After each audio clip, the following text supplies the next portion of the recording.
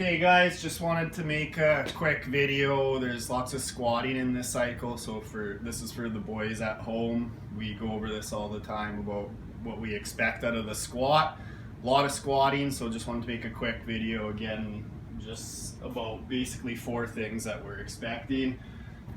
So I wrote them down on the board here. One is depth. Some of us have issue with this, some of us don't have issue with this, so we'll talk about depth, where we want to be, knee position in our squat, okay, foot position, and then finally where our upper body should be when we're at depth. Okay, so with depth, the biggest thing the boys always hear me talk about is hip crease or pockets below knee. Okay, so while I'm squatting from the side view, as I'm coming down, we just want to make sure that we're getting that hip crease below the knee. So anything above, we're now leaving out some of our muscles. We're not quite activating our glutes, maybe our hamstrings, so we want to make sure we're getting full depth in that squat. Okay, so again, always reiterating pockets below knees.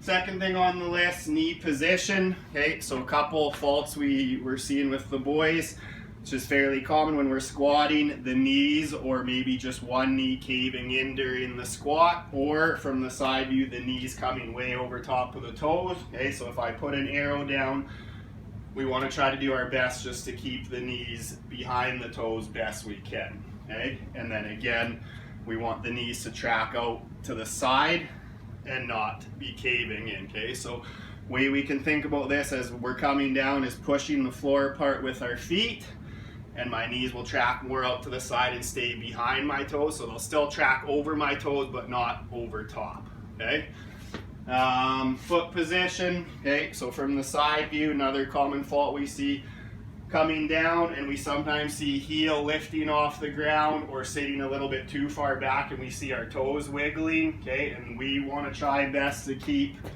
all balls of our feet, so under our big toe, under our little toe, and our heel planted flat on the ground. Okay, so as I'm coming down, I'm thinking again about pushing the floor apart with my feet, and all balls of the bottom of my foot are in contact with the ground. Okay, and lastly, upper body position. So another fault we see from the side view, as we're coming down, we might hit depth, but all of a sudden we see chest come forward and face the ground. So we want to try to do our best to keep our chest up nice and tall. When we get in this position where our chest is down, especially if we have any load on our back, any weight, that's putting a lot of stress on our lower back. So we want the boys to try to stay straight up and down best we can when we're hitting depth. Okay. Just a couple tools we can use to help with some of this stuff. First one, mobility work. Okay, so rolling out our calves. If you have a roller at home before we're squatting, okay, you can use a can of bug spray, doesn't matter, just rolling out, mobilizing the calf just to open up that ankle joint. Okay, because if we don't have proper mobility in the ankle, we won't be able to hit depth, and then that's when we see some of the faults, such as the heel lifting off the ground or the chest forward. Okay, you can also use a lacrosse ball, anything that will kind of help loosen up that joint.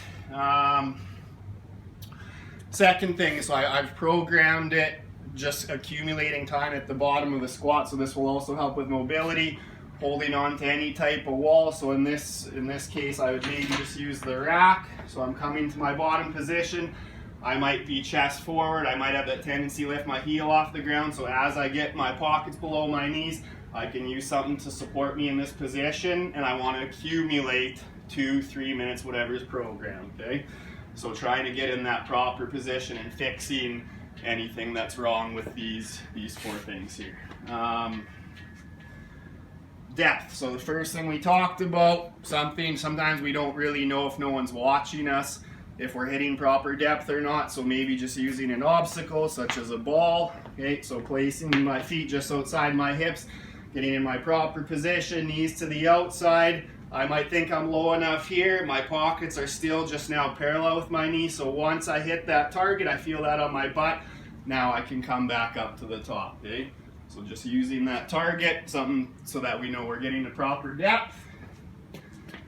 And then last thing we'll talk about is just counterbalance, so kind of similar to using the wall, but we would use this kind of as a warm-up, as what we call a bomb squat. So As we're coming down, maybe I have a 10 5-pound plate.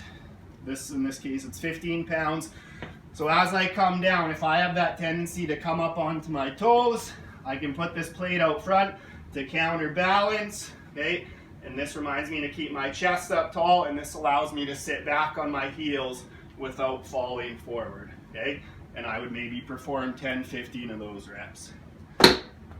So that's basically it, just squat 101 stuff that I'm expecting out of the boys.